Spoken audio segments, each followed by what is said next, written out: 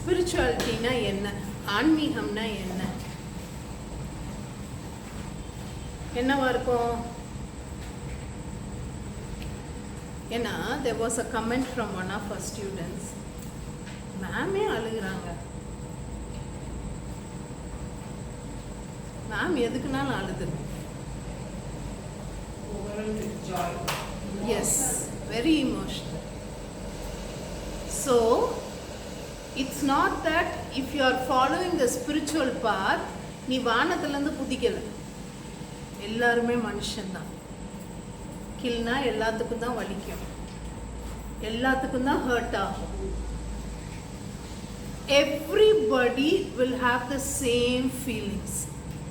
ஆன்மீகத்தில் என்ன ஒரு வித்தியாசம்னா, we will not given that easily to our unpleasant emotions and feelings.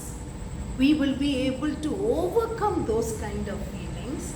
We will have a hold over our tongue. எது பேசணும் எது பேசக்கூடாதுன்னு we will be able to do better. அதுக்குன்ட்டு அந்த கோவம்லாம் இல்லாமல் இல்லை, கண்டிப்பாக இருக்கும். அது எப்படி இல்லாமல் இருக்கும்?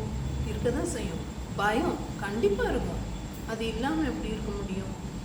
ஸோ ஆன்மீகத்தில் நீ இருக்க இந்த பாத்தில் நீ போகிற அப்படின்னா கஷ்டங்கள் வரதான் செய்யும். என் லைஃப்பில் கஷ்டமே வரக்கூடாது, because I'm in the path of enlightenment. அப்போ தான்ப்பா சோதனை நிறைய கொடுப்பார். So it will come, but it is in the way that you face it. கீழே விழுந்தாலும் அங்கே இருக்காமல் டக்குன்னு ஒன்றால் எந்திரிச்சு வர முடியணும். அதுக்கு நீ அழக்கூடாது, சேடாக இருக்கக்கூடாது, அதெல்லாம் கிடையவே கிடையாது. It's perfectly okay to be sad.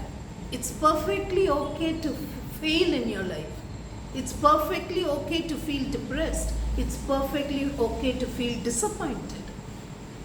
It's perfectly okay to feel betrayed.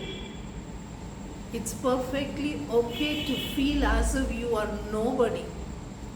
இது எல்லாமே ஓகே தான், ஆனால் அதிலே இருந்துடக்கூடாது. ஆன்மீகம் இந்த பார்த்து எடுத்துட்டோம் அப்படின்னா இது எல்லாமே பார்ட் ஆஃப் லைஃப்னு அதை நம்ம உணர்ந்து அதை தாண்டி போக பழகணும். அதுக்கு ஒரு சின்ன கதை, பாதச்சுவடுகள். இது ஏற்கனவே மற்ற பிள்ளைங்களுக்கு சொல்லியிருக்கேன். there was a young man. அவன் நைட்டு தூங்குறப்போ ஒரு கனவு வருது. அந்த கனவுல அவன் கடற்கரையில் நடந்து போயிட்டுருக்கான். யார் கூட நடந்து போயிட்டுருக்கான்? கடவுள் கூட நடந்து போயிட்டுருக்கான். ஸோ 2 பேரும் கடற்கரையில் நடந்து போயிட்டே இருக்காங்க. அப்போ போகிறப்ப அவன் ஒன்று மட்டும் நோட்டீஸ் பண்ணுறான். அந்த கடற்கரையில் அவங்களோட அந்த பாத சுவடுகள் தெரியுது. அவனோடது தெரியுது, கடவுளோடது தெரியுது. அதையும் பார்த்துக்கிட்டே அவன் கனவுல பார்த்துட்டே இருக்கான். அப்போ ஒன்று மட்டும் திடீர்னு அவன் நோட்டீஸ் பண்ணுறான். ஒரு சில இடங்கள்ல வெறும் ஒரே ஒரு பாத சுவடுகள் மட்டும்தான் இருக்குது, இன்னொன்று காணும். அவன் அப்படியே யோசிக்கிறான். எப்பெல்லாம் ஒன்று மட்டும் இருக்கோ அப்போ அவன் லைஃப்பில் ரொம்ப ரொம்ப கஷ்டப்பட்ட தருணங்களில் மட்டும் வெறும் 1 செட் ஆஃப் ஃபுட் பிரிண்ட்ஸ் மட்டும்தான் இருக்குது. அப்போ அவனுக்கு ஒரே ஆச்சரியம். கடவுள்கிட்ட கேட்குறான், என் கூட நடந்து வரையே நீ, எனக்கு எப்போ நீ ரொம்ப ரொம்ப தேவைப்பட்டியோ, நான் எப்போ ரொம்ப கஷ்டத்தில் இருந்தேனோ அப்போ என்னை ஏன் விட்டுட்டு போன நீ? எனக்கு தெரிகிறது வெறும் ஒரு செட் ஆஃப் ஃபுட் பிரிண்ட்ஸ். அப்போ கடவுள் அவனை பார்த்து சிரிச்சுட்டே சொல்கிறாரு, நீ பார்க்குற அந்த ஒரு செட் ஆஃப் ஃபுட் பிரிண்ட்ஸ் என்னோடது.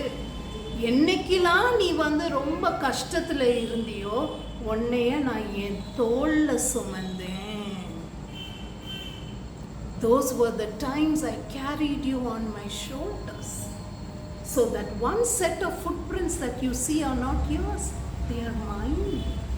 Because you were on my shoulder at that time. Girls, இந்த மெசேஜ் என்னை ரொம்ப ரொம்ப பாதிச்ச மெசேஜ் இது. One of the very few messages which remains with me throughout. என்ன ஒரு கஷ்டம் வந்தாலும் உன்னை அவர் தோளில் சுமந்துட்டு தான் இருக்காரு. அந்த நினப்பு, அந்த உணர்தல் நீ உனக்குள்ளே அதை கொண்டு வந்துட்டேன்னா என்ன ஒரு கஷ்டம் வந்தாலும், கஷ்டம் இருக்க தான் செய்யும், மனசு அழப்பாய தான் செய்யும், அந்த ஒரு வேதனை இருக்க தான் செய்யும். அழுகை வரதான் செய்யும், கோபம் வரதான் செய்யும். ஆனால் அதெல்லாம் விட்டுட்டு அதையும் தாண்டி உன்னால் திருப்பி எந்திரிச்சு உன்னோட ஜேர்னியை ஹாப்பியாக கண்டினியூ பண்ண முடியும்.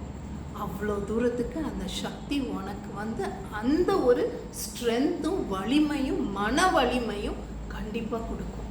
ஸோ இந்த நம்பிக்கையோட all of us should keep walking our journey. கஷ்டம் வராதுன்னு கிடையாது, வரதான் செய்யும். ஆனால் கீழே விழுந்தாலும் டக்குன்னு எந்திரிச்சு தட்டி விட்டுட்டு போக பழகணும். And keep designing your life amazingly. You know why? Because all of you are amazing. Close your eyes.